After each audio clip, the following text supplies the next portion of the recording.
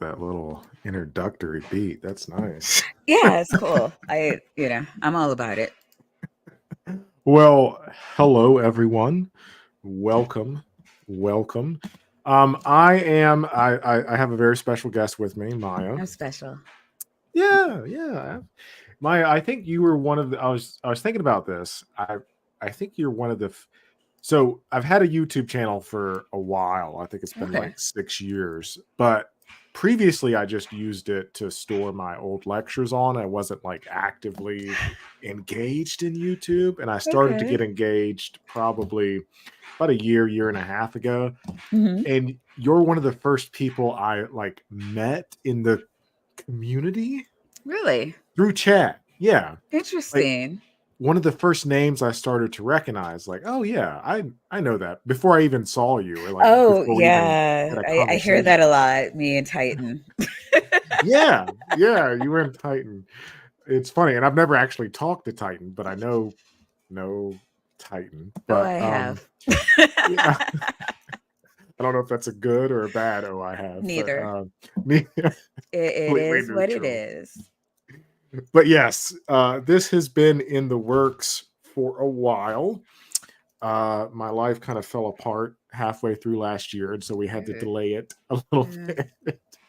Yeah. Change a job, had to move. Oh, been there. Been there. Got laid off. Fun stuff, right? Yeah, been there. Speaking of the workplace, the reason why I wanted to have Maya here was to talk about their background in HR and to talk about everybody's favorite topic, and that is conflict. Conflict Yay. in the workplace. So, Maya, how about you start us off? Tell us a little bit about who you are and what you do. Hi, my name is Maya Adkisson. You can find me on my channel at Maya Adkisson, where I talk about absolutely nothing I'm going to be talking about today. Actually, I do social streams, and I was thinking about doing more related to, well, they're always related to diversity and inclusion. And I one of my very first social streams was with my daughter when we were talking about Oh, a lot at code switching actually was the title of it, and how she's managing being a black woman in a very, very white field, a very, very white workplace. Um, I was raised Catholic. I've had almost an exclusively private education. I'm used to being the only black person in the room. So for me, I say like talking to white people and black people, like just the switch is kind of effortless to me. I kind of like when you talk to people who are maybe first generation Americans, how they just easily slide between English and Spanish or Arabic or whatever their language is. I understand. I don't know, and it's not about how I speak per se. It's the nuances of navigating the social nuances, I guess.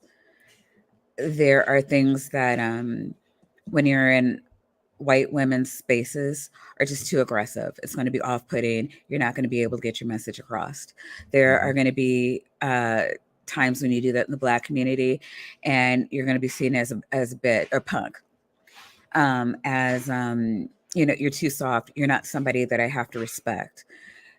Not all black spaces, but certainly with the I'm an HR director, so when dealing with people from a certain side of town, that what you or I would maybe consider to be toxic masculinity is what they respond to best, male and female. And it's just part of the culture. And there's, it's been interesting navigating that in a way that is, I guess what you would say, workplace appropriate. Because Yeah. a lot of the toxic masculinity is frowned upon in the workplace, but it's also necessary to reach people. So it's being in HR is fun. I'm an HR director. I'm sorry. I'll get back to this, and then we'll slide over to that. I have a bachelor's in psychology. My minor was in business. My master's degree is in organizational psychology and development, which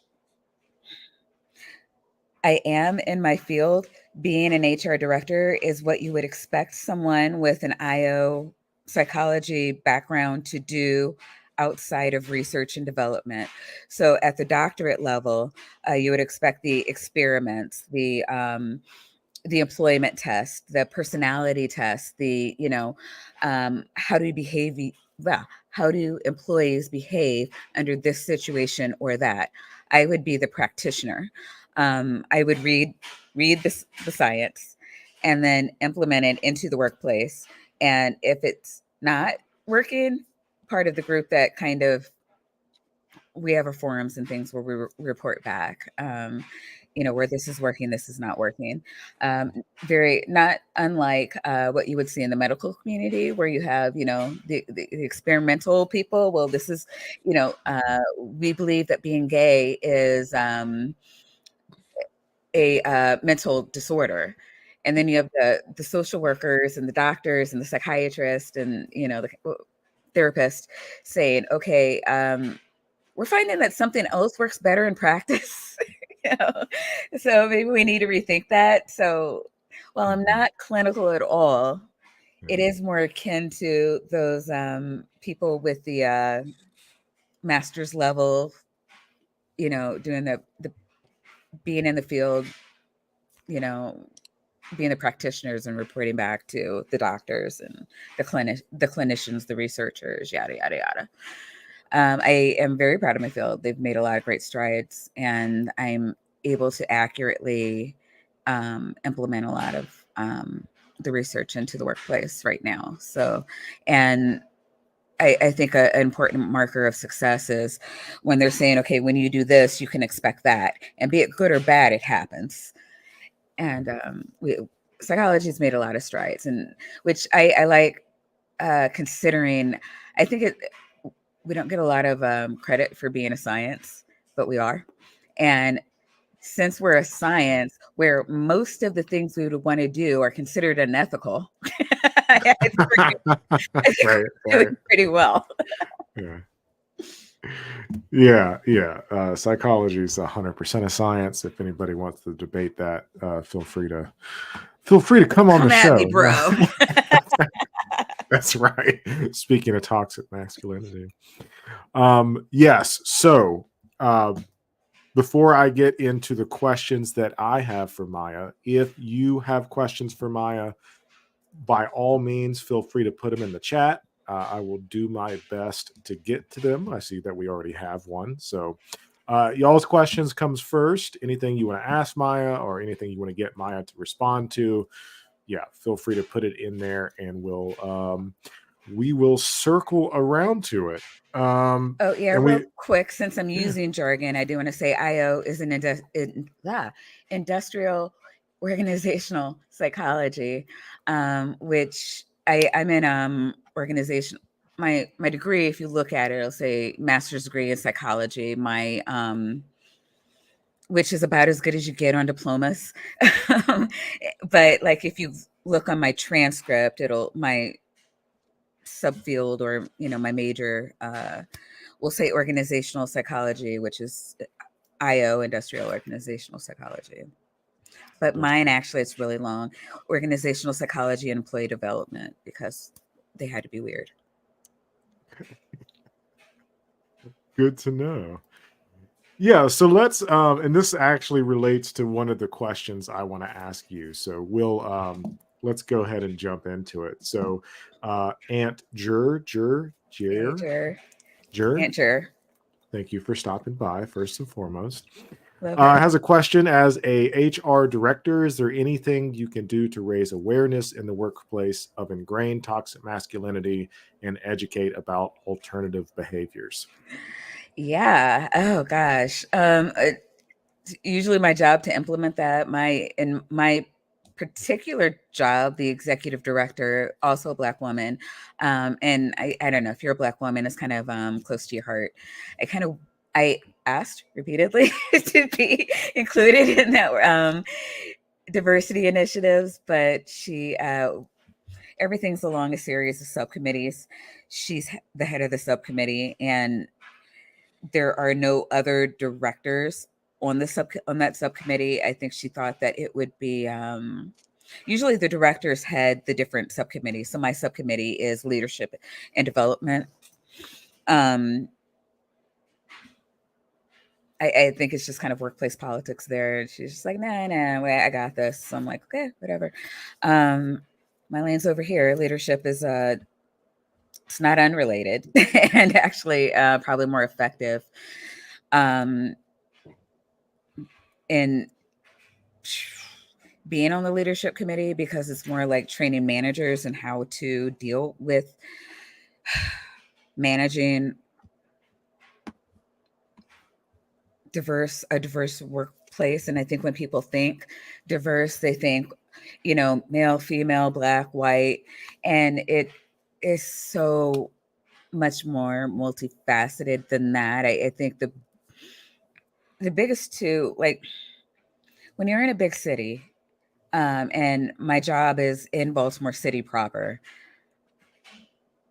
a lot of you lose a lot of the nuance that comes with color because everybody's kind of forced together. Um, so rather, the black and white isn't at not that it's not an issue, but it's almost kind of a fourth or fifth level issue. I male female like sex is big. I sense that trans is big, but we don't have anyone like that at my job at the moment. Just listening to conversations and misconceptions, and I work for a bunch of not just because of the retirement community, but like the people above me are older and they don't understand the importance. It's like, well, we don't have any trans people here, so why do we need to speak to trans people? Speak about the trans agenda, and it's like because you want the prime workers to be able to support that when they come in. You don't want to have to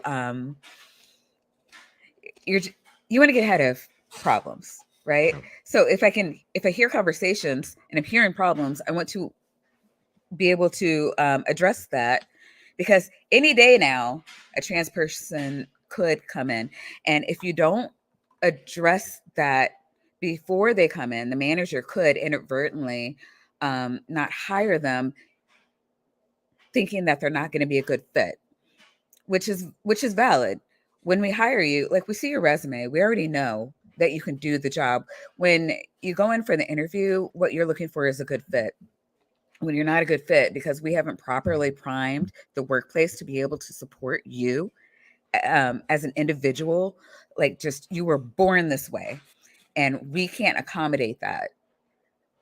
Now we're getting into discrimination, legal discrimination, and I would think that would be second, like just a no brainer, but apparently no. Back to toxic masculinity. It's not different.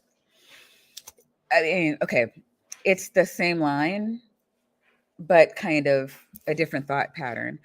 You're dealing with people, priming people to behave in a different way, and a lot of people. I've been in a lot of situations where it was allowed to go on because it was just thought to be part of who they were, and you can't tell people that they have to have a different personality when they come into the workplace. This is different. This is more on the lines of like customer service. You're and explaining to people that your coworkers are your customers, and just to get them to think along those lines. Those are terms that I like to use. You have to get along with your coworkers. You just do. So while it would be slightly more relaxed than you would treat an actual customer, the standards aren't necessarily different. Um,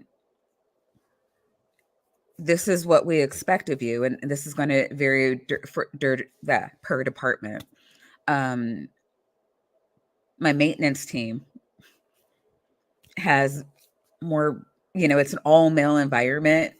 They're just really relaxed um, with each other, and God, yeah, yeah, enough Mhm. said. However, uh, kitchen, it's a mixed bag on a bunch of different fronts. So can't the men can't have the same conversation in public that they would have if it were just, you know, than they would when they're just with their friends and maintenance. When you leave maintenance, there's a different expectation of conversations and interactions. So I take on toxic masculinity as more of a customer service um, level, like training or I don't know. That's me personally. There's a number of different ways to come at it, but and you can, not that you wouldn't bring harassment into it. I don't like the idea of addressing it through harassment, through the lens of harassment, because it makes people defensive, and when they're defensive they're not listening as much, and but they'll listen to customer service. Everybody understands, okay, I understand that I have workplace obligations that I have to, that I have to meet, that there are professional standards, and so they're going to be more open to hearing it from that perspective. So yeah, personally, that's how I address it. But again, it's going to be different depending on the area that you're in, and the department that you're in, and the dynamics of not only the team, but like your local area, and what's accepted, what's not. Where religious cultures are going to be more and less receptive to different things than um, more secular areas. So it's really important to know who you're working with and what they're open to. As an HR director, it's really important for me to speak with people, know their personalities, become engaged. It helps me be more effective at meeting their needs. Yeah.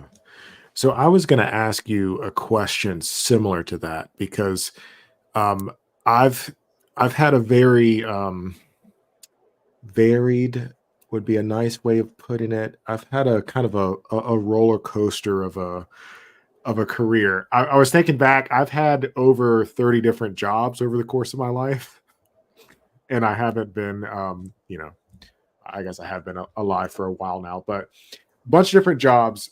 And but education is my career path, right?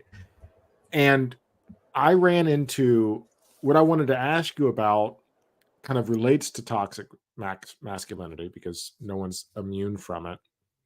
Um, but I come from a different background than a lot of educators, especially at a college level. Okay.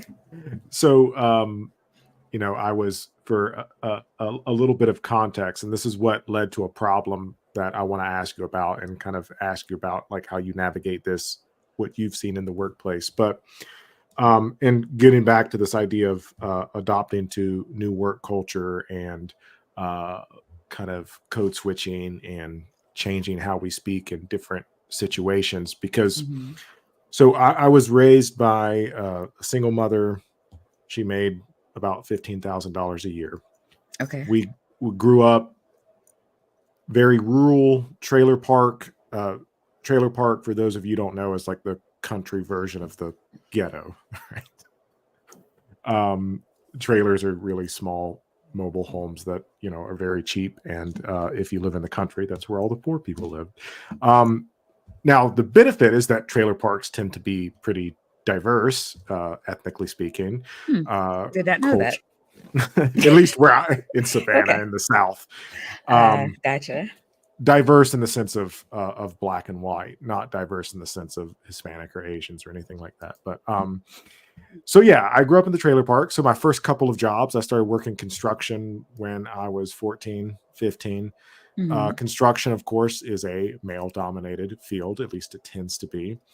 Um, what I learned from working construction about how to interact with my coworkers was night and day difference with what I encountered in education, which tends to be, on the whole, more tends to be more females in the field of education. Mm-hmm. It tends to be a little bit more hierarchical, Mm-hmm. depending upon the school that you work at. Mm-hmm. Some Mm-hmm. colleges tend to be very hierarchical in the sense that you have the president and everybody is beneath the president. Yeah. So I worked in an atmosphere that was dominated and controlled by what most people would call toxic masculinity, right? Yeah. Growing up, like I still remember if two individuals had issues with each other on the job, they would literally get in fist fights. That's how they would resolve their issues. Wow. And that Like was this is allowed? in construction, yes, not in education. Okay. Oh, okay. Okay. Still. In construction, yeah, most of the people I work with, some of them were undocumented.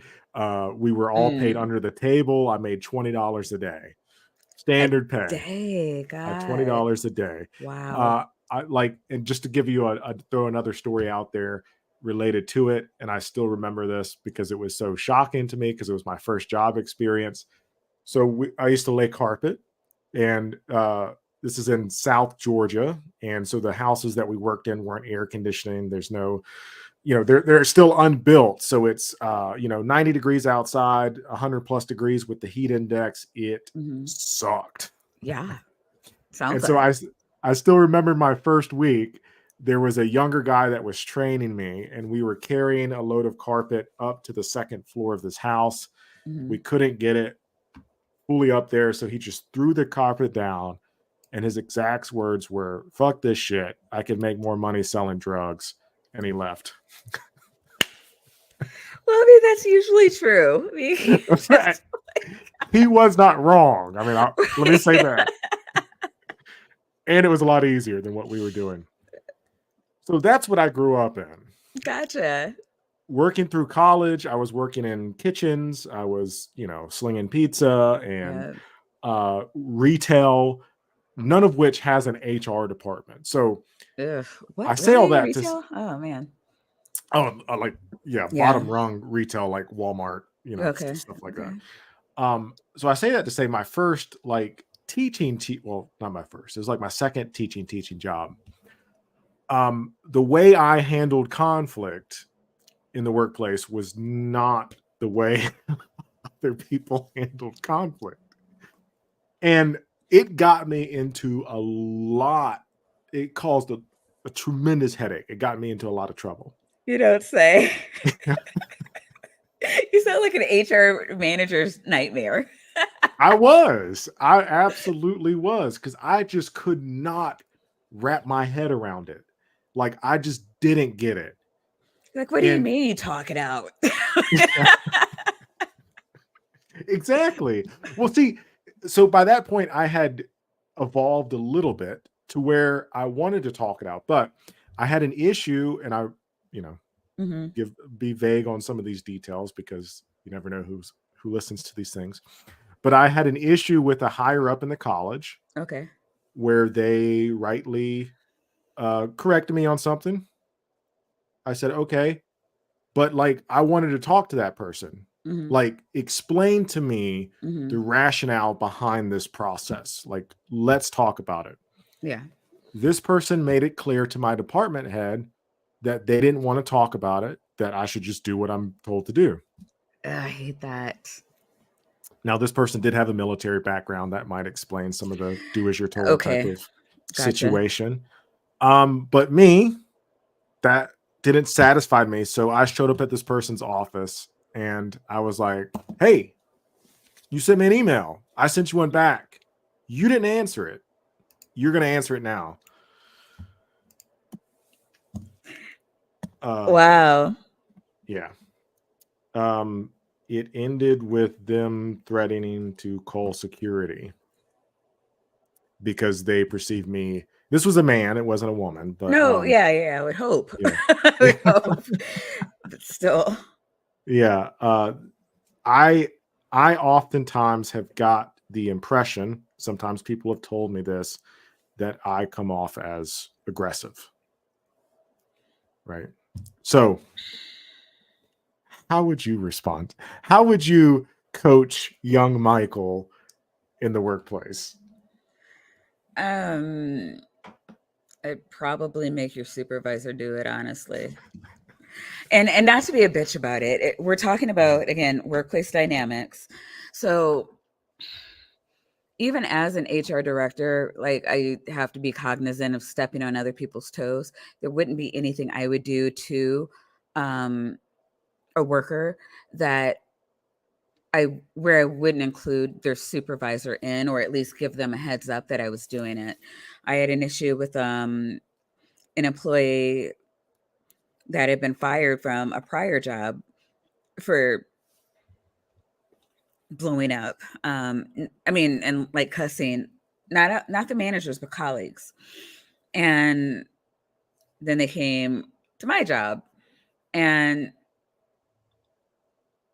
oh gosh, this is a while ago. I can't remember what my assessment was, but I'm like, let me, before we, like, yes, this is not optimal, but what I'm concerned about is, well, and they had a union, so they didn't Mm. want to do anything for, because they didn't want to upset the union. And I'm like, no, no, if this continues, we're firing, because like you can't not discipline somebody because you're afraid that they're going to blow up at you. Right. And so for whatever reason, this person thinks that, I mean, they've done it twice, nothing's been done. So now they think that this is acceptable behavior. I need to have a talk with this person. We need to explain how this is not acceptable behavior. Um, and then, we'll go from there. But um, I, this was a conversation I had with their manager. It wasn't, I didn't go directly to him.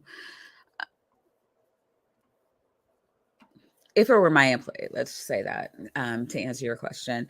Um, and again, when you're dealing in, I would handle it differently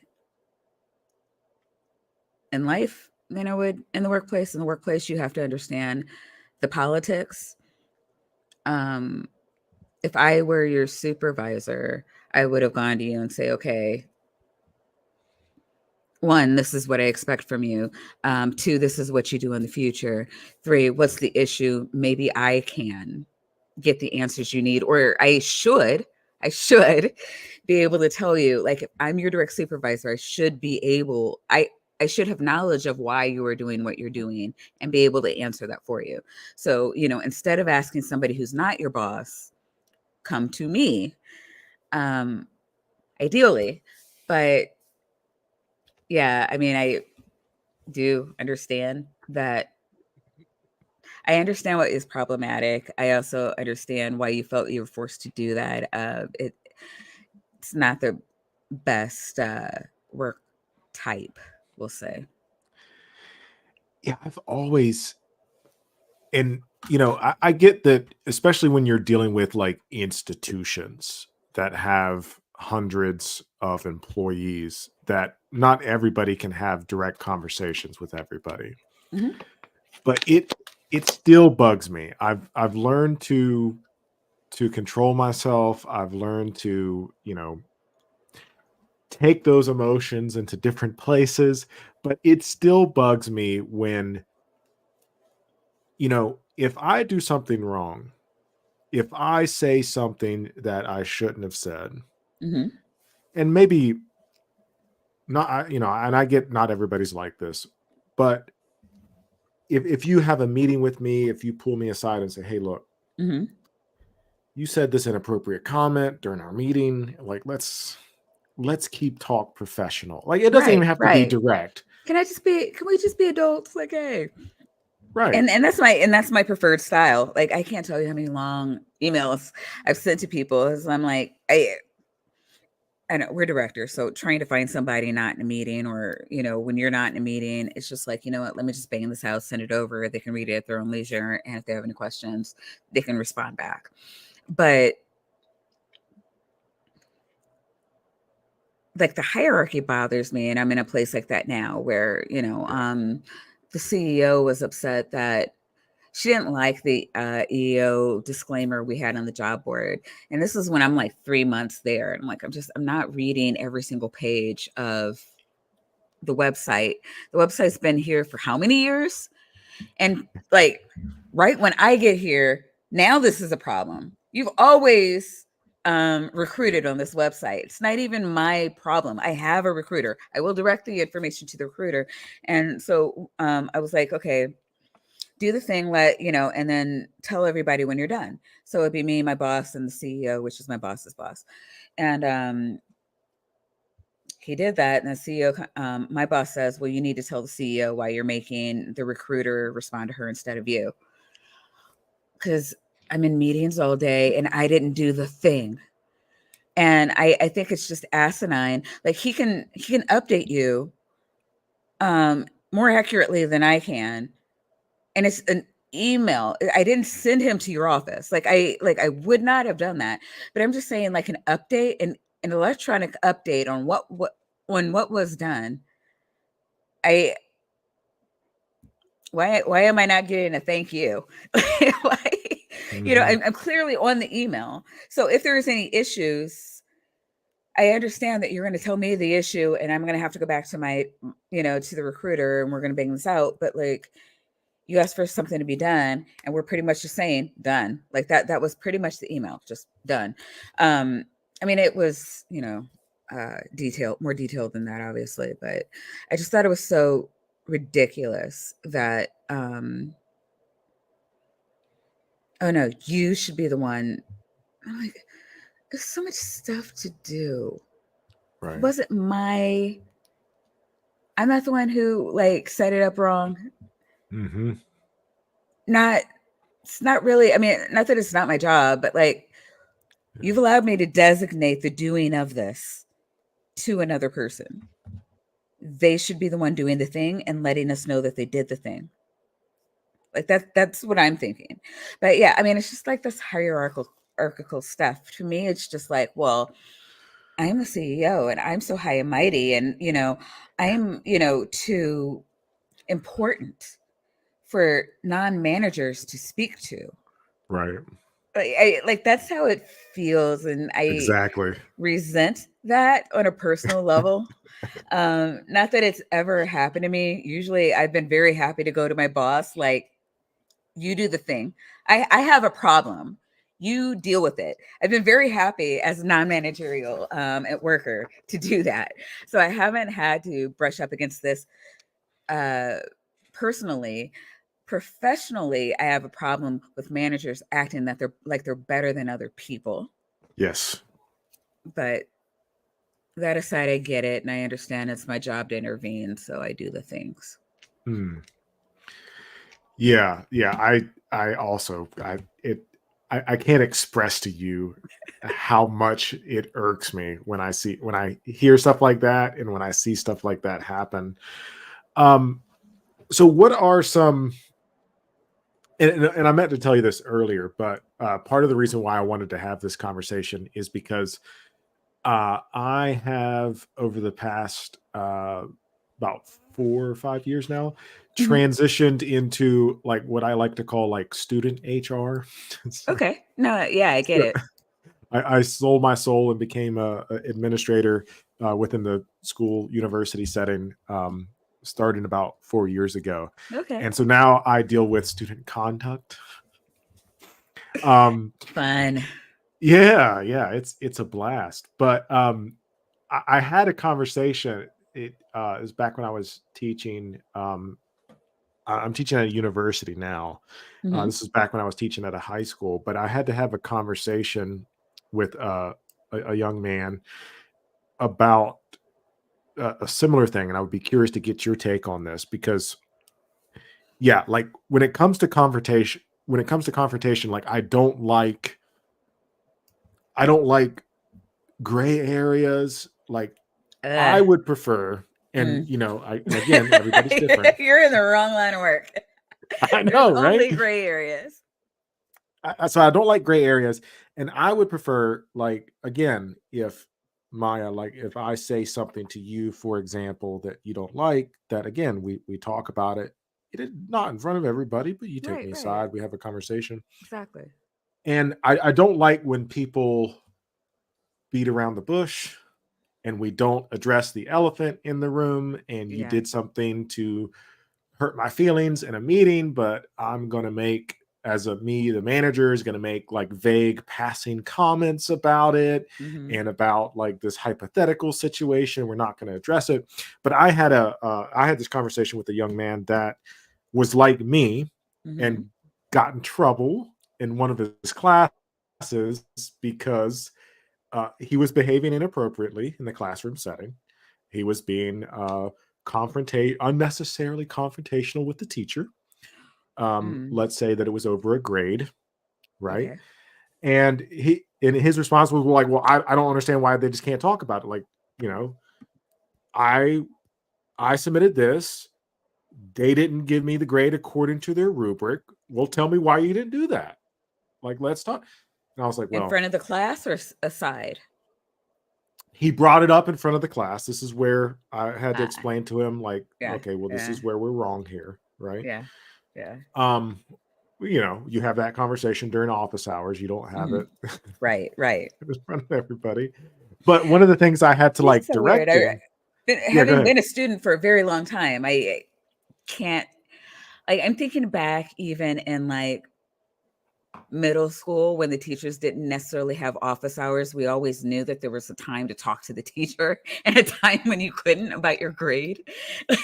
That's just it's very ballsy. I'm sorry. I'm sorry. Keep No, going. no, no, no. It is, and what I was trying to explain to him is like, especially being a man, and especially being a man of color, um, direct confrontation like that usually doesn't come off very well to people. Yeah. Yeah. Um, they perceive it as aggressive. You're going to be perceived as aggressive. People are going to be scared of you. And when people get scared of you in the workplace, it, you know, Hmm. never ends well. And even in the Yeah. classroom, even as a student, you're going to get stigmatized, you're going to get stereotyped, and you're going to get put into a box. Yeah. Um, Black men, yeah, it's really hard to get a fair shake in the workplace. You Dayton. Um, and we see that, I mean, and every metric bears this out. Black men feel it um, and express, oh gosh, I can't remember if that was Pew or Gallup, but it was just stating that like Black men express racial discrimination in hiring, and promotional um, ways in the workplace more than any other group combined. Hmm. Like when you combine all the instances of other ones, yeah. And then like let's just say that's 40%, then Black people would be like 50. Like it would it's just crazy. And yeah, it is multifaceted. There's a lie. I mean, you can blame the media for a lie. You can blame just um, a lot of times it's raised and ingrained, but almost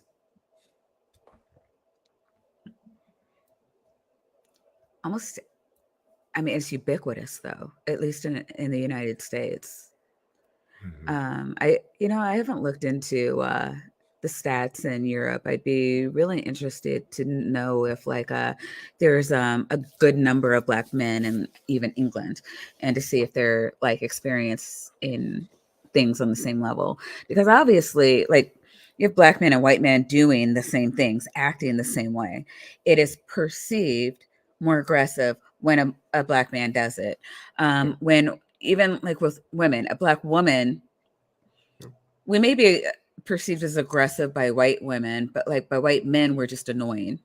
Mm. But it's aggressive when a black man does the exact same thing. It's really, yeah. And black men almost always have to learn that the hard way, which is unfortunate.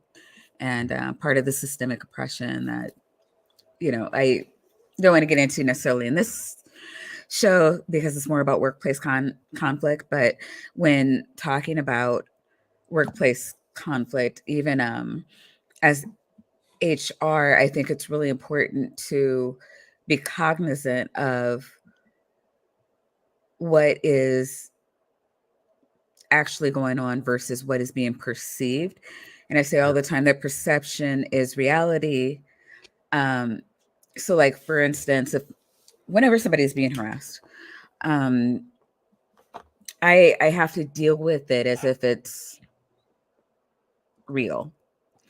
And that doesn't mean I have to fire, write up, or whatever, but I have to act and make whatever accommodation. For instance, this one time, and I didn't even know that the group was doing this, and I didn't know how to stop it. Like they all had each other's phone numbers in case they needed to do, like because they were required to find their own replacement if they called out.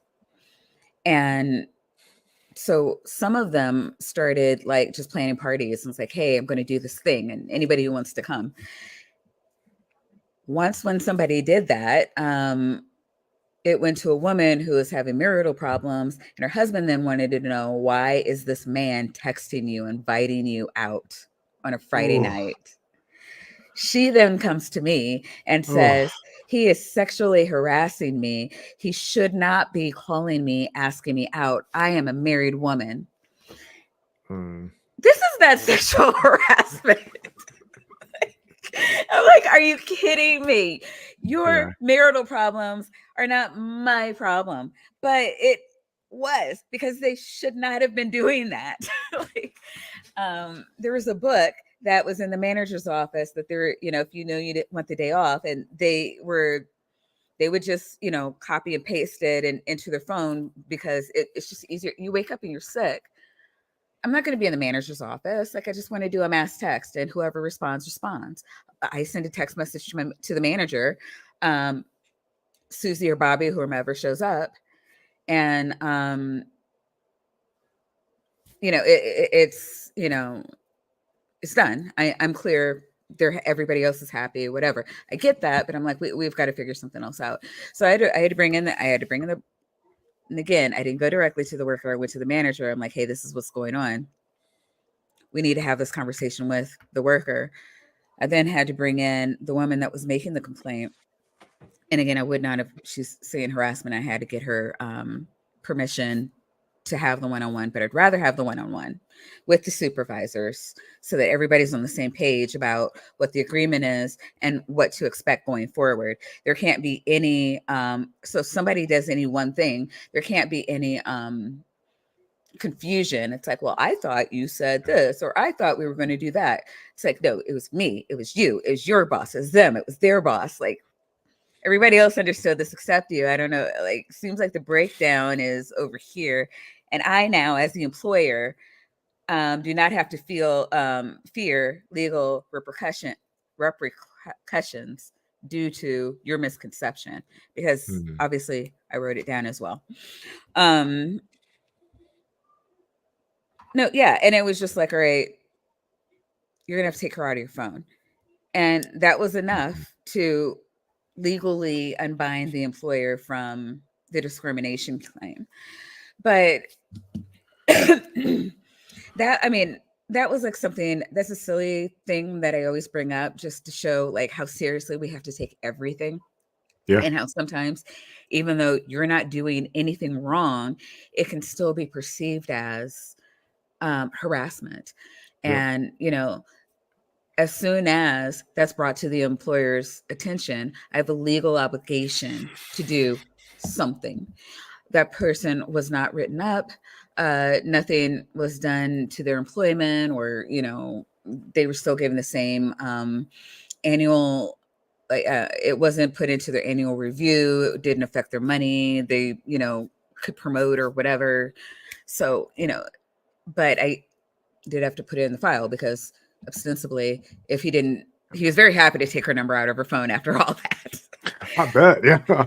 But if he hadn't, it was still something Right. in his file, and he hated that. It's like, Yeah. well, why does it even have to go in my file? Because it has to go in your file. I'm sorry. Right. It just does. But I don't know. It's crazy. But yeah, I mean, it's like this thing you're saying where it's just, you feel like as a Black man, you're walking menacingly.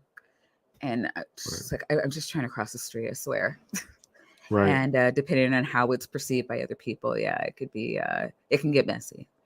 And it's, I feel a high onus as an employer to ensure that people are getting a fair shake, and that we're not just arbitrarily getting rid of a problem so that it's less work for me. And that's not fair too. I try to treat people the way I'd want to be treated. Yeah.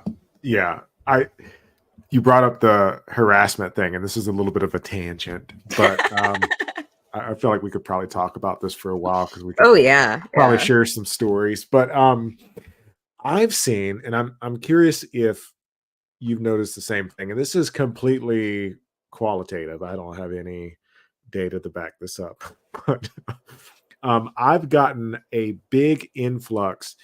People love to, because I have to deal with, in my position, in student conduct, we recently rebranded to community standards because that sounds a little less intimidating than student conduct. But Sure. yeah, it's the exact same process. But No, it's kind of like when psychology switched over to cognitive from mental. Right. Sure. Yeah. So I've gotten a big influx lately, and a lot of what I have to do is kind of, in some cases, mediate, in some cases, kind of shift through like exactly what's happening, but like student conflicts, especially with roommate situations of students that have moved to the dorm and are now living with another human being for the very first time in their lives that's not their parents or guardians, right? So Yeah. all the fun stuff. But I've gotten a big influx of harassment claims and assault claims, and I can't tell you how many times I've had the conversation, that's not what assault means. And when you send a message that says my roommate is assaulting me and the police show up at your dorm, oh my God, that's why we have to call the police, right? Because when you say assault, we have a very specific definition of what assault means. Well, right? yeah, I mean, you have to report that, but like, what? Okay, can you give me an example of something that was not assault? Like, did they use their ketchup without permission? Like, what's assault? Oh my gosh. Yeah, I could give you some wild examples.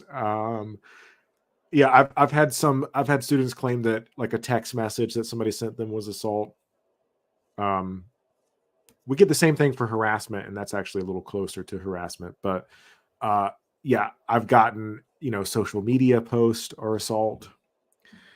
It's like you're doing a disservice to the process by using these words and utilizing these resources that come with it, and taking that away from people that are actually in danger. Yeah. Harassment is the one thing where it's never used right.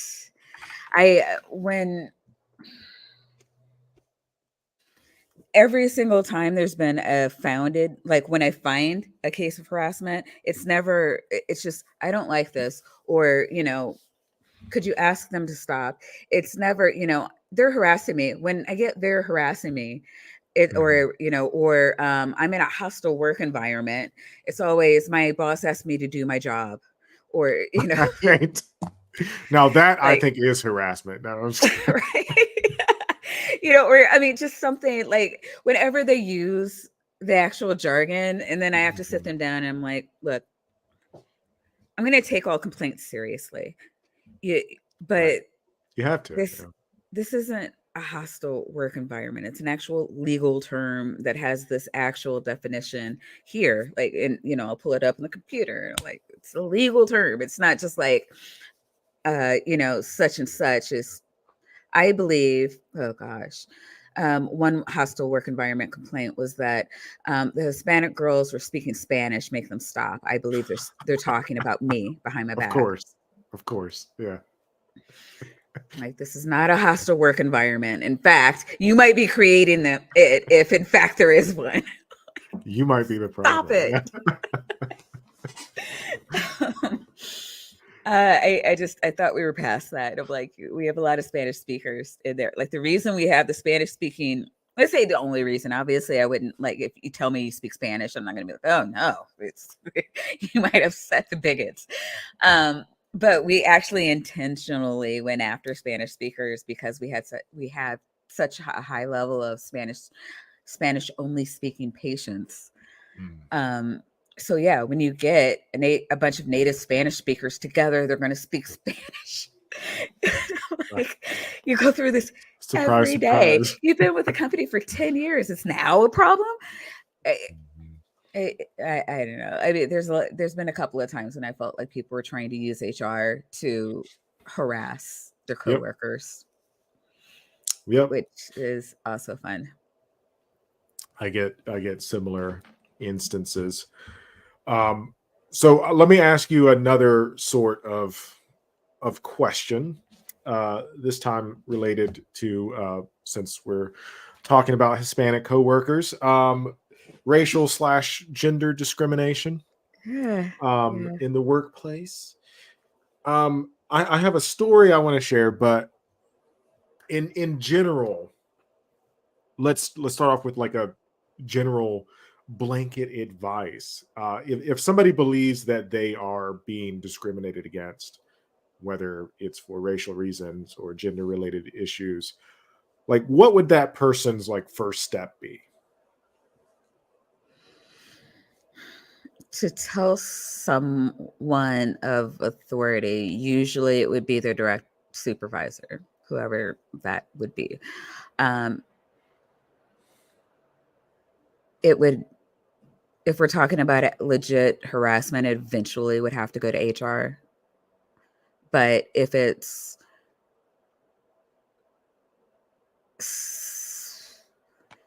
like a misunderstanding, or, I mean, managers are expected to manage conflict. Mhm. So I don't know. It depends if it's actually harassment. Yeah, the first, they have to get it out of their mouth, preferably to HR, because just to keep you from like having to go through the same things twice.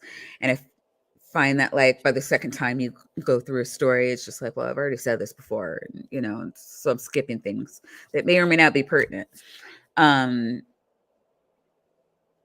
but if you tell someone, we have a legal obligation to do something about it. Yeah. I'm curious.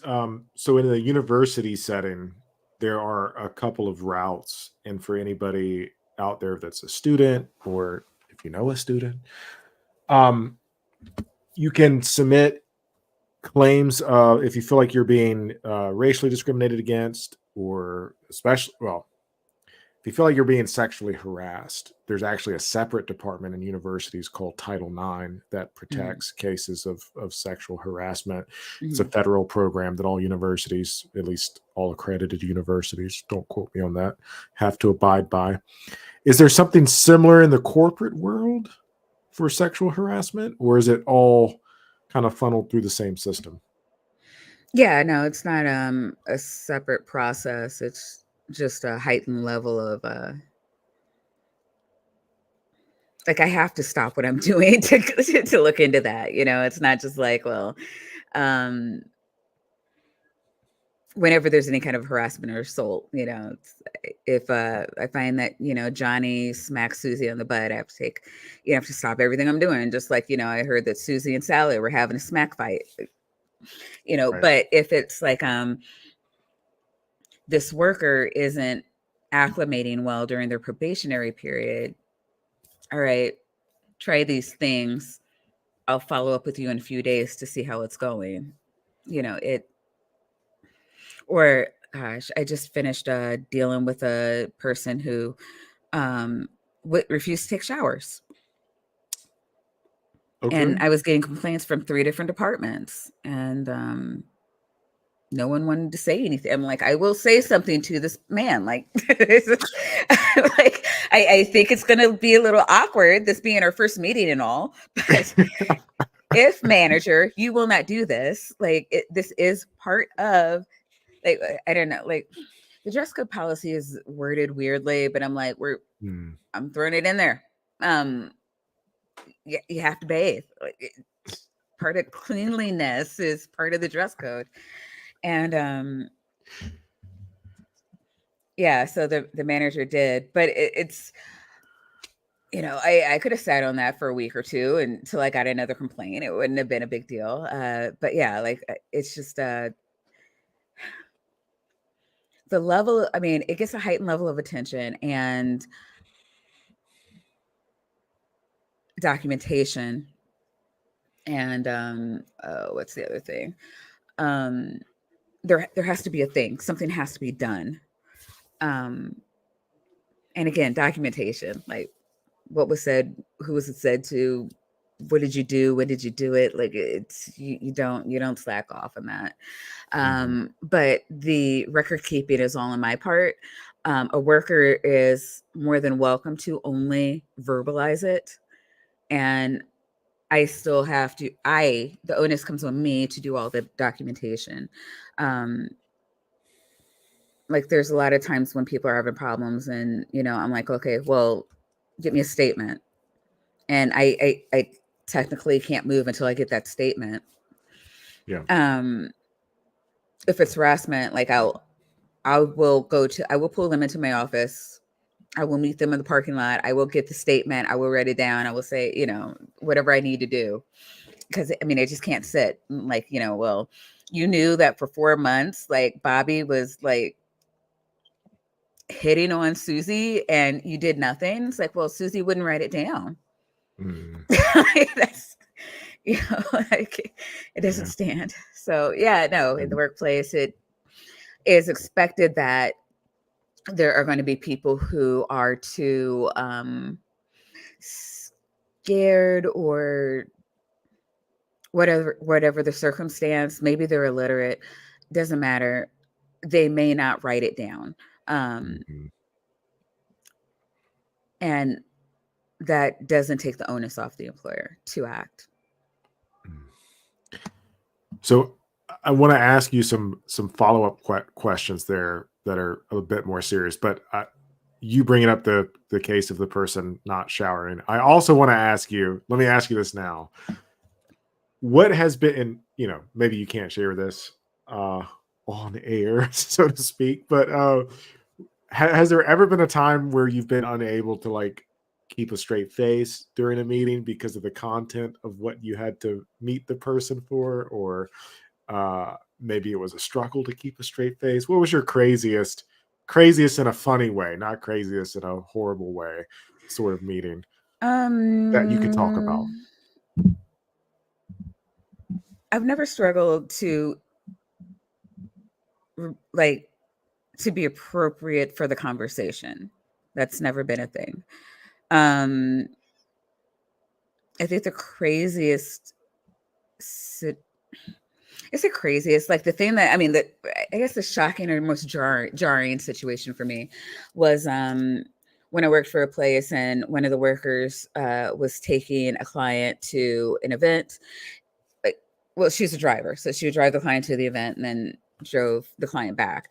During the event, the driver was text from a friend that her husband had his mistress in their house at that moment. And She took the client away from the event, went out of their way to like stop by the house, and she was like, "Oh no, like well, my usual route back was blocked because of traffic going away from the event." So I went by my house because I knew my way to work from because they were going back to the facility. She's like, I knew I could get back to work from there, and I'm like, that was like 2 miles out of the way, like. There's no other street that you could think of before you hit your house. Um, she didn't tell me that she had got a text message. She told other people about it. Um, and so I'm like trying to poke holes in her story. I'm just like, make it make sense. Like, I mean, because I don't Yeah. understand how you get from here to there. Um, but okay, so what actually happens was she took the client's minor teenager to Mm. the house. Um, She could just argue with the husband and the mistress in the house. She doesn't. She drags the husband out of the house, Ooh. beats his head against the concrete. Oh my There's God. blood. He doesn't press charges, but like the client is traumatized, crying to the Yeah. counselor, like Jeez. there's so much blood. The counselor's freaking out. It's like you got to do something, and I'm like, okay, okay, that'll be done. Just calm down. They don't yeah, they don't like it when I'm not like, "Oh my god." But Right, I right, right, right. somebody has to be rational here. I Right. understand that it's a horrible situation, but I need to think rationally if we're dealing with somebody's employment. I have gotten in trouble for being I'm going to say too rational, not reactive enough. Mm. And I refuse to give in to that. I'm like, somebody's got to stay rational. I don't care. Like if you don't like how stoic I remain throughout this event, but that's neither here nor there. So when I started asking clarifying questions to the girl's story, she got up in the middle. There's a point at which she couldn't explain herself. And she stood up, threw her badge at me, and said, "You know what? You need to learn how to talk to people. Um, I'm I'm going through a divorce, and you're interrogating me, and this ain't right." So again, I had her direct supervisor and the department director there with me Mm. while I was talking to her. I was the only one talking to her. They were there just, to observe. Because again, I don't like doing anything by myself. Right. And I did turn to them and for clarification, I'm like, I know that I didn't believe her, but I would like feedback on my conduct. And they're girl, you're fine. 'Cause like, you actually like she was lying to your face. You did a better job than I would have. Like,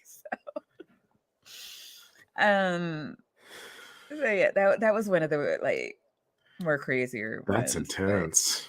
Yeah. yeah. Okay. I was looking for something a little bit more humorous, but domestic Sorry, violence is sorry. Yeah, domestic violence. Yeah, it's always one of the more crazier ones. yeah, that's definitely up there. Um, so circling back to the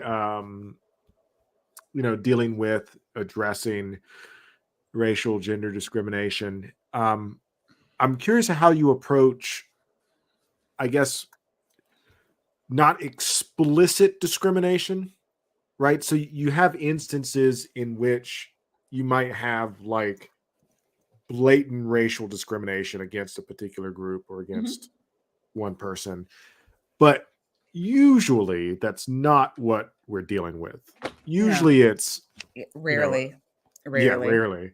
Usually it's more subtle, usually it's more indirect. Like a And so microaggression. microaggressions, that's the word I was looking for. Yeah. So let me give you this example, and I want to get your response to it. I'm going to change the names and the ethnicities of the people involved in order to protect their identity.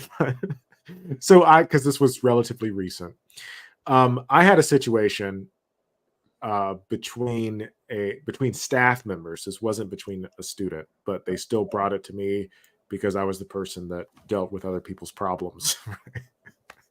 And in this situation, again, it wasn't explicit, and it may have even been of good intent. Anyway, so we had one of our staff members who had recently moved to the United States from a different country, let's say Mexico, Okay. gotten their citizenship, all that good stuff.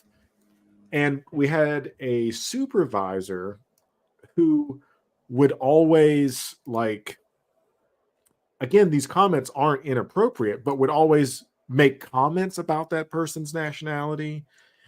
In this specific supervisor had also had children from that person's nation of birth, Hmm. um, and would always like comment about like their children and about the culture and about the language and about like everything else in a way that, you know, if we're being generous to that person, in a way that maybe they thought they were like bonding over, but this person brought it to my attention because they were like, I can't take it anymore.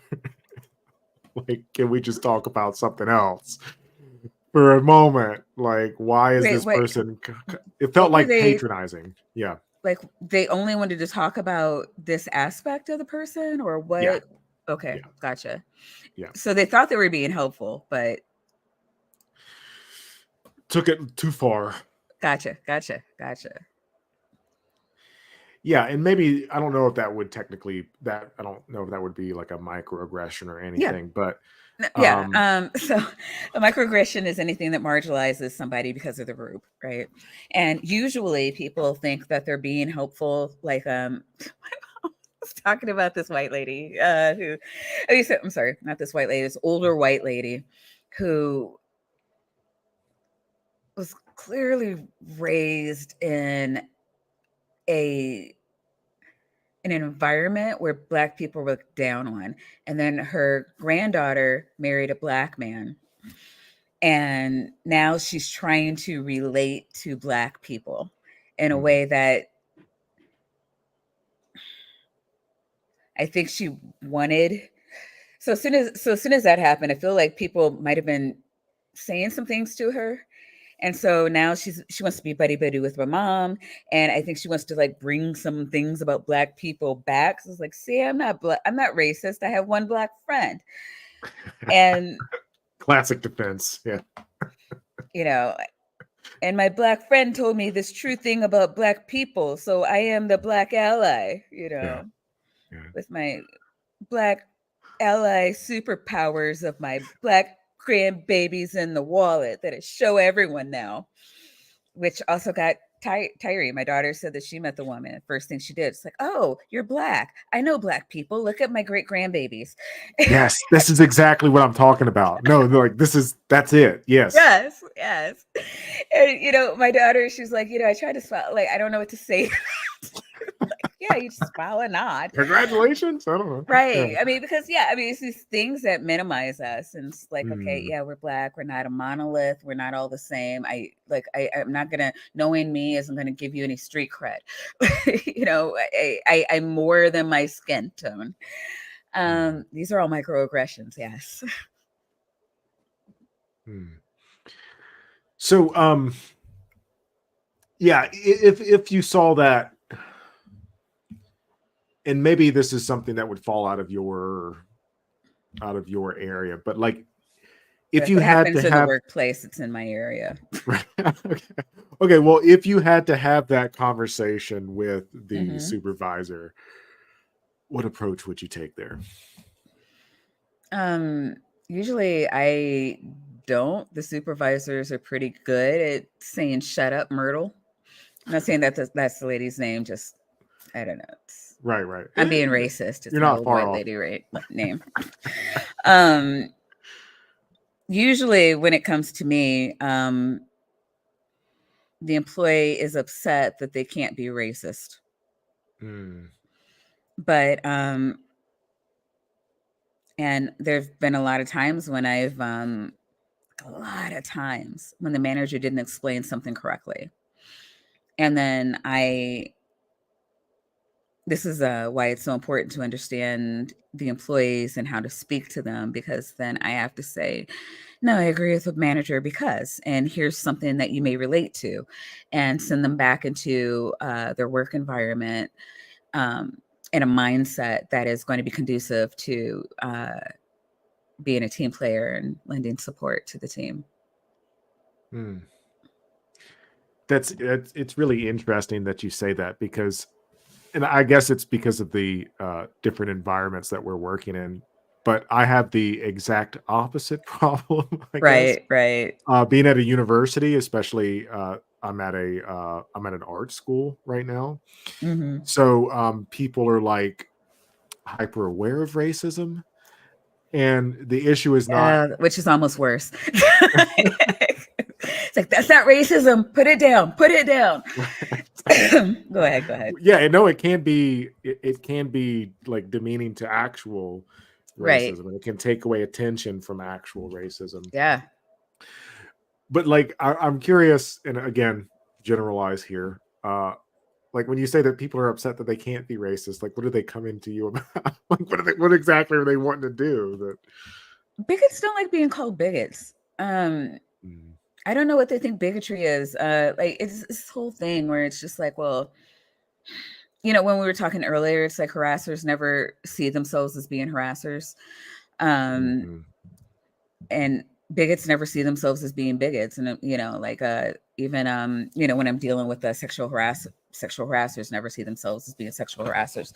I'll get these things like, well, I would love it if somebody would show me this kind of attention. You're creepy. You were just creepy. I'm sorry you don't see the same thing that we see when we look in the mirror. Well, actually, I'm glad, because that would be weird for you.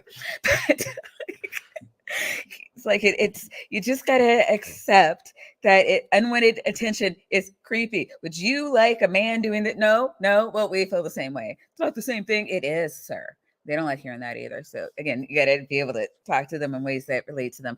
And the same with bigots. It's just like, why can't I be racist? Why can't I not be racist without being called a bigot? Or actually, Bree from Hiveside, I think she's in the chat, did a great it was like a Dear Abby letter from this woman who, well, it was a woman, she's part of a couple who moved from Alabama or somewhere over there to Tampa, Florida. And they had a great community that was very welcoming. Two of the couples were gay couples. And she didn't have a problem going, being part of the festivities when they were being welcoming, but she didn't want to welcome them into her house. And then when the rest of the neighborhood was like, "Oh, you're a bigot. Yeah, we don't do the bigotry. Sorry, you're not invited to our house either." Now all of a sudden it's like, "Oh, wait, no, it's just against my morals. Like I don't approve of their lifestyle.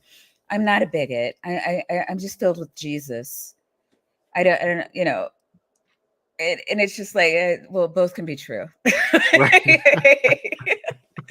And I thought Dear Abby gave a great response where it's just like, or maybe it was Ann Landers. I'd have to look. You know what I mean?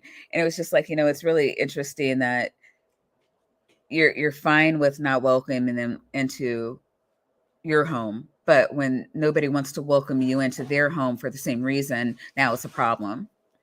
It's like, maybe you should move to a different neighborhood where people are more like you. But it's I was kind of outraged when she was like, some people are even calling me a bigot. It's like, oh my God, I don't have enough pearls to clutch for that comment. Like, how could I be a bigot? And like, you were doing the definition of bigotry. What else would they call you? And that's what I'm saying. Like, I don't know what they think they are. I don't know what they think bigots are. Bigots are just, bigots are Hitler. I don't know what they think, but they think that they are not that thing. Other people are that thing. Just everybody who does the thing that I do, but I'm not the thing when I do it. Right. So yeah, that I get that too, a lot, a lot, especially with sexual harassers. Hmm. And yeah, again, maybe it's just because we're dealing with two very different populations. Yeah, I mean, it is different. It is very different. there's different expectations, and there's also when I get workers, like nobody is fresh off the boat when like they have something, even if it was like 6 months of experience at McDonald's, like they scuff their knees somewhere, I can work with something. You're dealing with people who only know what it's like to have mom and dad's rules, and integrate them into the wonderful big wide world. It's of you're adulthood. you're you're a surrogate parent, and that's it is a very different role. Yeah, it's different at different schools that I've worked at. And granted, I worked at a high school in which you're dealing with minors, so it's a Yeah, different sort of that is a very different approach dynamic. there. Yeah, Because there I actually have to work with the parents. right.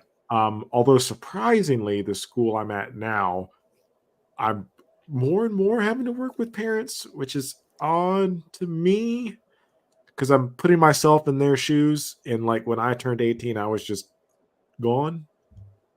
Not that I didn't love my mother, like I Sure, sure. did, but like I wasn't.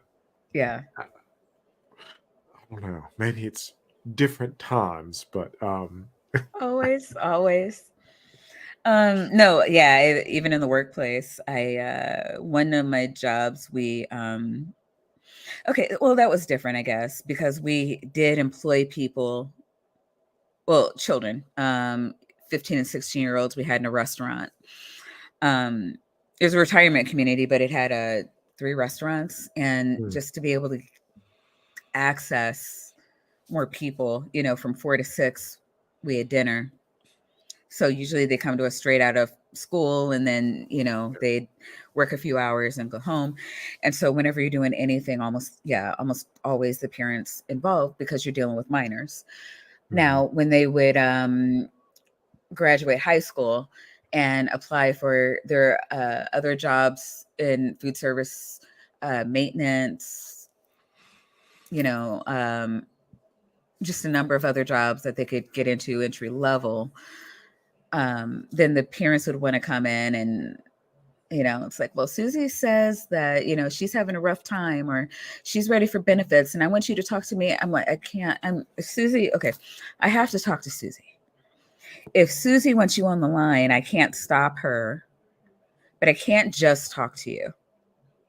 You know, it, yeah, yeah, so it's very different. And then they get mad, the parents mad, and the kids yes, mad, and it's not. yeah. I'm not doing parents. I don't have to. I legally don't have to. I'm not going to do it. Susie has to grow up at some point. Why not now?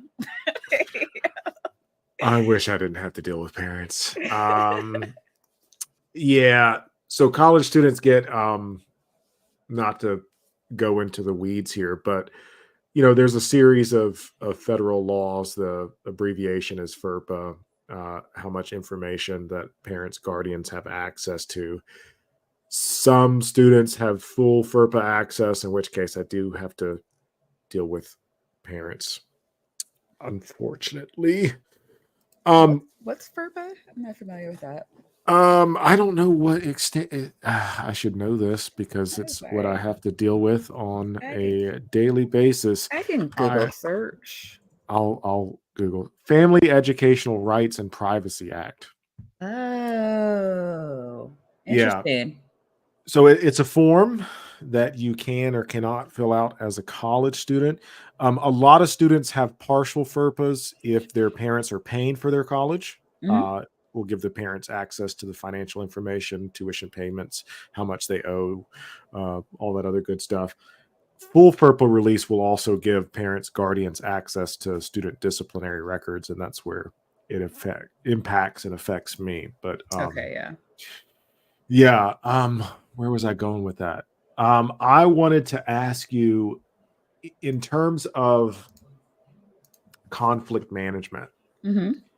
um, how do you handle, and I have another situation in my head right now where I had this happened quite a while ago. How do you deal with people who, I don't want to say don't understand conflict? I guess more, for lack of a better word, like narcissistic people who are incapable of realizing that they've made a mistake and are not going to admit that and therefore not going to like move forward in resolution is the nice way I would phrase Right. it. Yeah, yeah. Some people can't take constructive criticism. Yes, because they didn't do anything wrong and they've never done anything wrong. Um, Usually they get fired. Now, and I True. don't mean this like one and done. Um, we have a process. There's this verbal, written suspension, and you can do a final after that, depending on like which we've done for nurses because we're in a nurse shortage, or if it's been so long since the last one, it's like, well, this is bad and I can't not write you up, but you've been doing really good for like 9 months. And so I just want to remind you to stop slipping, like not to slip again. Yeah. Um, and then you can do the final, you can implement the final. You want to be really careful about adding extra ones because it could also look discriminatory. Um, Especially in situations where there's predominantly one type of worker. It's like, well, why did you give the exception to the one man, or why did you give it's like um but usually workers are pretty good about not telling other workers that they've been disciplined. And Yeah. so when you want to extend a courtesy, you can usually do that in good faith and still um, without looking like, if in fact you're not, what do you call it, racist or sexist or Yeah. whatever. Um, but it's the same conversation. Like, you sit the person down, you have the conversation, here's what you did. And if I understand that you don't understand that this is wrong. However, these are our standards of conduct, or whatever the term is. These are our expectations. However, the phrases that you can use without Mm-hmm. getting the student to run to mommy crying like they called me a bigot. um this is what we expect from you. This is how you need to behave here. I need you to understand that. So the next time something like this happens, this is how I need you to act with.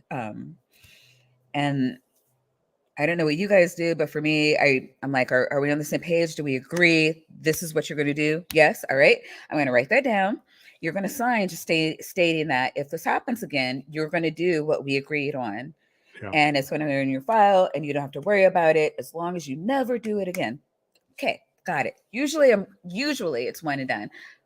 When I get to the written, I know I'm going to have to fire.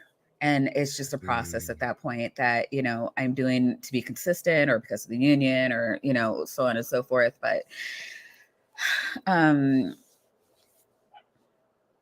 I think it's really important. I mean, I don't know. I remember going in and having to sit through like this whole like 2-hour class about standards of conduct Mhm. before I took my first class. And I didn't remember most of it when I walked out of the room. There are going to be times that you're going to have to revisit that conduct with multiple people, and you're going to have to look in the eye. You're going to have to say, okay, I understand that where you come from, this isn't wrong. When you go back home and you want to do this, I don't care. However, when you're here, Yeah. this is what I need from you. And like, don't sugarcoat it. I mean, don't be mean. It's like, dumb motherfucker. This isn't that hard. As much as you may want to. But it has to be made explicitly clear. Like, this is bad. This is good. Let's do the good thing and not the bad thing. And you get them to agree. That is important. Buy-in is really important. Um, they're going to want to cry. They're going to want to explain themselves. Don't shut them out. You're going to need to let them feel heard. Empathize with them, even if you think they're a dumb motherfucker. Just It's like, yeah, no, it's hard. I'd want to smack a bitch too, you know. But I mean, they frown on that here. I mean, it's legal. It's legally assault. I get it. I would want to too, but I don't want you to go to jail, which is the Right. next step if you keep doing this. You don't want to go to jail, do you? I don't want that for you. So can we just agree that the next time Susie is like just spouting off at the mouth, you won't start like getting all slap happy. So, okay, yeah. I mean, help me help you. Just yeah, even if you don't believe, lie to them. It's okay. You won't be Right. smited. I swear. I've done it many times. There's a guy who's Actually, like very forgiving on keeping keeping workers from jumping on each other if you have to lie about it. Um, but yeah, I mean, those really are the steps. It's like mm, they need to feel like you're on their side. You need to yeah. level with them. You need to get the buy-in. Like get them to understand and okay it before they leave. You can't get that. It's going to happen again. It's absolutely going to happen again. Mm, And even if they can't admit fault, they can follow rules. Everybody can follow rules. Um, and so that's probably the best way to handle a narcissist. mm. I in my opinion, but if anybody else has got some tricks, throw it in the chat, throw it in the box. Yeah, please let us Narcissists know. love it. I mean, if it's true narcissist, I mean, not that everybody doesn't love this, but it's true narcissist. They will love the attention they get from you. Like they'll just eat it up. They want to feel like a Mm, victim. They want to feel affirmed. It's just let them feel heard. They'll be more likely to do the thing you want. mm. That's a good trick. I'm gonna have to try, try that out. I think part of the difference is I have to. It's part of my role to have more developmental is the language we like to use. We're trying to have developmental conversations. Mm-hmm. For you to have a Right. developmental conversation with an adult might come off as um, not Yeah, welcome. I can't do it outside of the confines of workplace development. I'm not Right. trying to raise children for their parents. Yeah. Yeah. I've never really thought of myself as a babysitter, but the longer we have this conversation, the I more I'm. have. Yeah. Actually, I was like, why do I even have HR director here? Just put Maya Adkisson, adult babysitter. Right.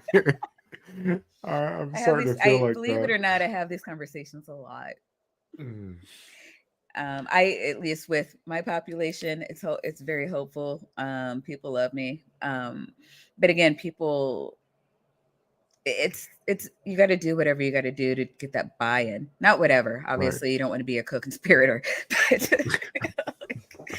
and as far as like I don't know. So I mean, I assume it would be very different being an educator because you're actually trying to and like yeah, my field is organizational development. It's not childhood psychology, Yeah. which is very different. Even though they both pull on a human motivation, very Right. different. Yeah, I feel so weird because I don't have a background in either, and here I I thought you were a am. psych major. Wait, what do you do? Where which Philosophy. philo- No. Okay, never mind. Different So Pete. my background is history and is teaching history and philosophy, Okay. and then going into like student conduct, it's more developmental. It's Mm-hmm. more, and a lot of what I do now is more. I kind of how I got these jobs in the first place is I framed it as like applied ethics problems, questions, right? Because you're dealing with situations in which somebody's going to be found responsible for a policy violation, and you got to investigate and have conversations and figure out what happened, how it happened, why it happened, all that good jazz. But yeah, I sometimes I feel like I need to go back and take some developmental classes because I'm like I asked the question because I've had I have conversations with, and I'm not here to speak on mental illness or different personality disorders or anything Mm-hmm. like that. But I have conversations with some people that I think like Hmm. you're not Same. You're not, yeah, like hearing me. You're not listening. yeah. Nothing I say is gonna impact you here. You think you're right. Like God themselves couldn't come down and change your mind about you know? I do. Which again, like for me is why I take it personally from like a workplace standards of conduct. Um, because I know that everybody's open to that. Trying to, oh God, if you're trying to change, it almost sounds like you're trying to change not necessarily their values, but like their view of the world, which is Some yeah. important. But mm, it, Sometimes that is what's that happening. and depending on like I deal with that a lot again because like my degree is pretty much like a motivation adult fully functioning brain motivation Mhm. like dealing with motivation and what how to get people to do things that they think they don't want to do. Um, and it's almost like how to make them want to do things they don't think they don't want to do. So I deal with a lot of like, when looking at Trump supporters, fundamentalists, yeah, fundies, yeah, Yeah. a lot of the cross stuff isn't kind of brains like that where you're how to get occultist out of that mentality. A lot of those Yeah. stories cross my feed, and Mm. I I don't know. I Tapioca Weasel says I should deal with this more than I do on my channel. There's a way to get to people, and it's going to be individual. I mean, so there's not like a Yeah. magic pill that is going to work for every single student, Mhm. but psychology. You were there. You helped me with the free will argument. Yeah. Yeah. I I remember It's like a lot of people ask me how I feel about free will, and I'm like, well, we can't have libertarian free will, otherwise I don't have a field. that. um, True. we can group a lot of like working with people is knowing how to accurately group them because that is going to determine how you do the thing to get them out of the thing that they're in and into the thing that you want. Mm. So Mm.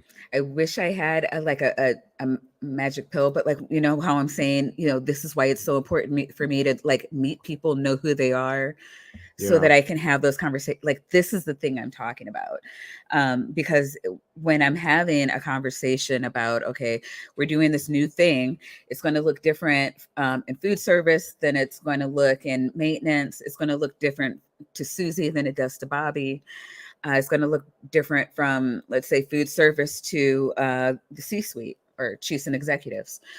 Um, it's going to look different from the 20 somethings than it is to the 60 somethings.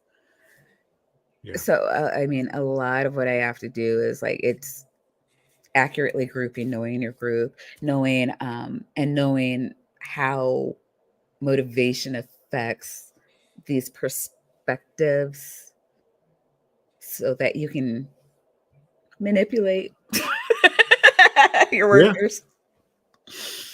Yeah. Does it always have to be negative motivation? I'm No, wondering this for myself. Like, no. how do you incorporate positive motivation to get somebody to change? Well, it's kind of like I was saying with the last thing. You get in on their level. It's just like I'd want to smack a bitch too. It's like, yeah, you see, you get me. You get me. I like you. Yeah. I'm willing to do what you want me to do because like you see me. Um, Again, Mhm. depending on your relationship with that person, like if it's a stranger, it's harder. One of my biggest things is like trying to meet the employees because you never know w's going to be first. And if I don't know you, you're going to be you're not going to trust me, and it's going to make the thing that we're here to talk about that much harder. Yeah. Um, but if you trust me, if you see me as part of your in group, it's going to be a lot easier for me to have a hard conversation, to sway you to do the thing that I need you to do, um, to know what motivates you. Um, because it could be anything from just like, you know, weren't you just telling me that, you wanted to, go to wherever to spend some time with your grandbabies and you miss them so much. Why are you calling out every day? You're going to blow through all of your vacation time. And then we're going to have to deny and I know that's kind of like negative reinforcement, but like Yeah. sometimes people can't see the forest for the trees. And sometimes it's helping them, but like you got to like position yourself to be on their side, and that you're coming from a position where you want to help them. And then also actually doing something to help them. If they're like, yeah, but my manager's so mean to me. All right. What are they doing? What would help you out? Yeah. Um, Go to the manager. Hey, I need you to do this thing differently. Um, or they're saying that they don't feel like they're being, yeah, at my job when I first got here, we done a potluck because a lot of the kitchen staff was saying that they like doing that, but we did one silly, um, directors. We threw one for the entire staff. They were like, "No, us." Like, so, it's just like we know you like all of us equally.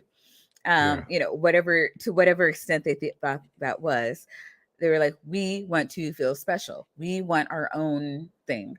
And they were happier when, and it, they were happier, and it gave them like like the executive team higher ratings, and, just because they wanted their own thing. They wanted, like me and a couple of others went down to the kitchen and we're like, we're not going to stay. We just want to say thanks for all you do. Here's something Yeah. on behalf of the company. And again, it's just for you. If they were feeling like they weren't important, that nobody cared about them, and as a group, it wasn't individuals. Like, I want to know that my group matters. And I, I thought that was fair, you know, Hmm. for what they were asking was fair. It's not like they were all asking for $5 raises. But, Yeah. you know, um, so, it, it's so different. It's so unique. And I do something different every company and every department. And it changes over time. It's culture, trying to figure out what's good for the culture. And you're on an individual level. It's just, it's impossible for me to say, well, here's this one magic bullet outside of, Yeah. they need to feel heard. Like that is maybe the one magic bullet, is that when people feel heard, they're more likely to acquiesce. Right. That's an insane umbrella, like an insanely broad umbrella, and probably unhelpful. No, Um, no. I think it's really great advice because I've been thinking about this because it's really difficult to navigate because I feel like when I tell people like what I do for a living, I'm basically, and these are young people, these are young adults, so mhm. they haven't had a lot of life to live. But for a lot of these people, I'm meeting with them for like the worst moments of their life. Yeah, exactly. And sometimes it's probably going to be the worst moments of their life because I deal with everything from very minor, like alcohol in the residence halls. Right, that's stupid. College kids Right. drink, Yeah. whatever. Yeah. Uh, Everything from that to, sexual assault or physical assault. Hmm. Very, very, Yeah. very traumatic stuff. Right. Um, and I'm typically the bearer of bad news for the person I'm meeting. Right. So I've been trying to figure out how to navigate that, and I do think that's solid advice because the best I've gotten, like, I got like an hour with this person, typically speaking, Hmm. and so the best thing. that I found is to try to find, and I'm there to tell them also like what's about to happen to you. Right. Yeah. You punched your roommate in the face, and now you're being suspended. Like that's usually the sorts of Yeah. Yeah. right. Yeah. Yeah, there's not a good angle to it. There's not a good solution to it. The best I can hope for is to make it not just about some stupid policy violation, but to make Hmm. it like a lesson A life that they're going lesson. to Yeah. take with them. I don't know. I hear you. Ideally.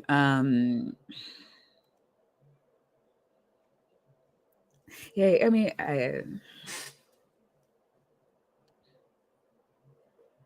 it is very different than what I've had to deal with. And I mean, I usually when people ask me about like stuff with kids, I just bow out because I'm just like, um, Yeah. child psychology is child anything is different. You have a Yes. pediatrician for a reason. Child psychiatrists don't work with adults. It's just everything is different with kids. Kids weren't allowed to have the vaccine until like we had to Hmm. make sure like it everything is different with kids. And I know that they're technically adults, but Young adults. they're even from like what I'm hearing you say, it's still really in this child range of psychology. And I feel kind of unqualified to speak outside of normal um, Right. modes of motivation that we have seen work across adolescents and adults. Um, but yeah, I mean, you can't talk at people. Like that's Yeah. not gonna work. They have to believe that they have a seat at the table or like that some kind of sway in the conversation. And even when it's like, well, I punched my roommate, there's an in there. Um, there was a reason that that happened. There's some way Right. that you can relate to them. There's there there can be there can be a yes, I understand, I get it, where you two can link up. Right.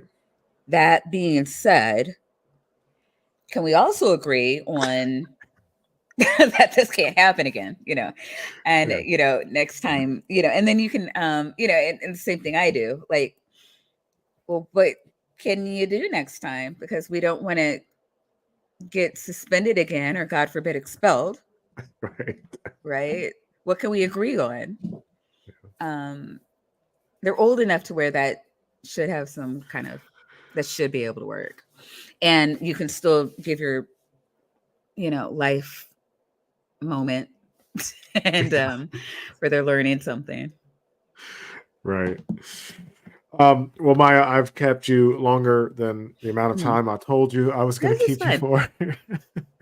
Yeah, I really appreciate us finally getting to chat. I feel like there's a lot more there. We'll save the conversation for another time. Before we Yeah. leave, tell I mean, everybody. you always go to Yeah, sleep too early. I wish I could have you on Bad Science Sunday. I'm an old man, Maya. I can't. Like this is getting to my bedtime. Like I'm Oh my I'm gosh, that's I'm starting to horrible. go. I'm Listen. thinking about going like to work out. Oh, You're jeez. just like, no, no. Where's my sleeping cap? I you're not wrong. I'm my schedule has shifted recently because I'm waking up earlier in the morning, and Ugh. I'm to that age where if I don't Mhm. get sleep, then nobody wants to be around me. But tell everybody a little Understood. bit again about your channel before we leave, where they can find you.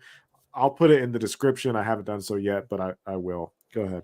Oh, yeah, cool. Do you mind if I mirror this on my channel? And I don't Go know, for it. probably Yeah. weeks or months whenever I get around to it. um, yeah, my name is Maya Adkisson. Is Maya Adkisson on YouTube. I should be the only thing that pops up. And we do a show called Bad Science Sunday every Sunday from 9:30 to 11:30 p.m. On Sundays. with my co-host, Dr. Tapioca Weasel, who is a PhD physicist who, and we drink and laugh at people who believe all sorts of crazy nonsense. I believe in, you know, dispelling bad thoughts. So we kind of break down why people are being so silly. Why you should not follow them or believe in any of the things like a flat earth, hollow moon, electric universe. Animals are real. You know, those are facts. Yeah, ghosts aren't. Yeah, So yeah, absolutely. we Go have a ahead. lot I'm of sorry. fun come through. I'm sorry. Yeah. No. Check out Maya's channel. It's Bad Science Sunday is one of my Aw. favorite all time shows. The content, the videos y'all watch are a little not so my favorite, but the commentary on it is absolutely fantastic. Thank you. Thank you. We If you're try. into weird ideas, weird beliefs, and you want to hear some very intelligent people respond to some very outlandish claims, then Comedically. yes. All right. Thank you again, Maya. Thank you, everyone, for showing up. And I'm going to try to do some more live streams on a more frequent basis, maybe Yeah. every other, Yeah. not every week, I but hear you. Yeah. we'll I see. can commit to what I can commit to. I get It's it. tiring. All right, y'all. Have a good night.